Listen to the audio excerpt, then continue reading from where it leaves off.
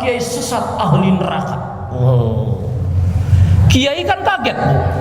Loh, ada apa ini anak muda? Saya sekitar 2 tahun yang lalu punya cerpen viral di medsos, Bu ya. Judulnya Anjing Suci Kiai Sesat Ahli Neraka. Menantang kan, Bu ya? Anjing suci kiai sesat ahli neraka. Kok anjing suci? Padahal anjing itu kan najis. Oh. Jadi ceritanya begini, Bu. Ada seorang kiai lulusan pesantren. Kiai lulusan pesantren kan paham perbandingan madhab segala macam, baik madhab Hambali, madhab Syafi'i, madhab Hanafi, Maliki dan lain sebagainya. Kiai itu lagi ngaji di musola pinggir jalan. Bismillah, ya kayak kampung ini, gayanya kayak kampung. Bismillahirrahmanirrahim. Anjing itu suci. Tiba-tiba ada orang lewat naik motor, pakaiannya serba putih, celana cingkrang, ada jenggotnya. Kiai baru mulai tadi ngaji, turun dari sepeda motor langsung teriak, Allahu Akbar, dasar kiai sesat ahli neraka. Oh. Kiai kan kaget, Bu. Ada apa ini anak muda? Saya baru mulai ngaji kok malah sampean mengganggu. Wah, dasar kiai sesat, pura-pura tidak bersalah. Oh, kiai santai. Loh, maksudnya apa? Ya tadi Pak Kiai tadi bilang anjing itu suci. Ngerti tidak Pak Kiai? Anjing itu najis mughalladah, najis yang berat, dicuci 7 kali, salah satunya dengan debu. Kiai dengan tersenyum enak menjawab, oh itu tuh anak muda. Saya itu lagi ngaji madhab Maliki. Yang kamu katakan itu anak muda, anjing itu najis mughalladah, itu benar menurut madhab Syafi'i. Tapi saya ini sedang ngaji madhab Maliki. Dalam madhab Maliki anjing itu tidak najis. Wow. Ini perbedaannya orang yang ilmunya banyak dengan orang yang ilmunya dijelaskan begitu, anak muda itu semakin marah. Tidak bisa. Kamu ngarang-ngarang kamu Pak Kiai. Saya ini muslim kafah yang berpegang kepada Al-Quran dan Sunnah. Oh, kata kiainya, maaf anak muda, saya ini bukan kelasnya mujtahid yang menggali langsung hukum dari Al-Quran dan Sunnah. Karena saya bukan sekelasnya Imam Syafi'i, saya bukan sekelasnya Imam Hambali, saya bukan sekelasnya Imam Hanafi. Tapi saya berpegang kepada ini loh anak muda, sama kitab kuning yang tulisannya kecil-kecil, tidak ada harokatnya gundul. Kalau kamu tidak percaya, silakan baca sendiri saja anak muda. Oh. Karena anak mudanya kan tidak pernah belajar di pesantren.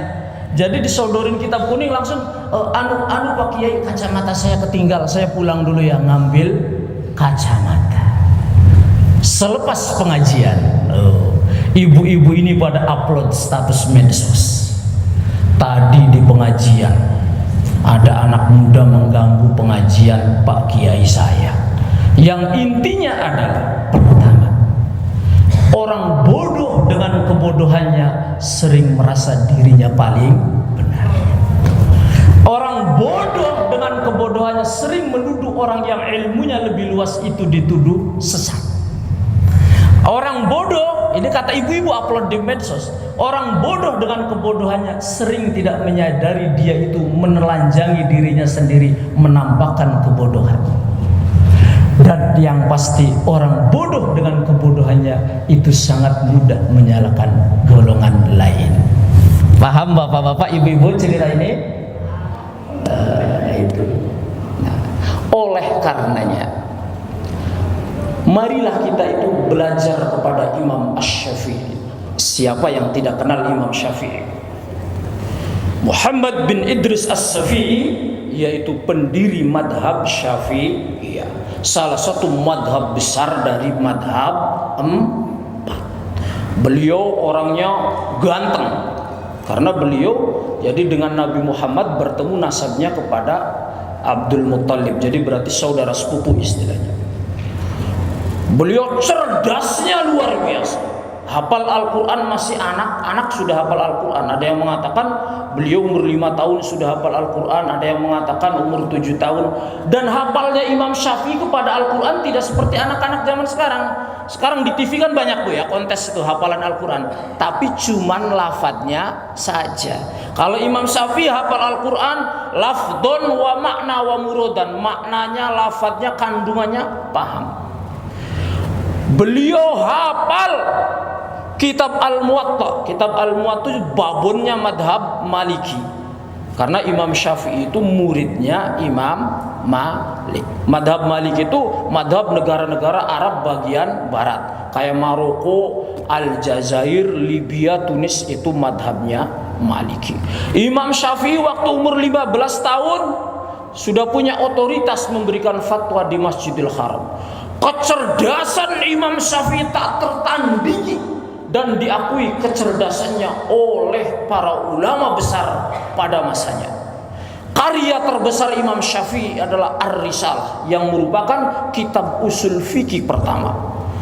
Jadi teori usul fikih yang pertama itu ditulis oleh Imam Syafi'i dalam kitabnya Ar-Risalah. Kitabnya sampai sekarang masih beredar seluruh dunia.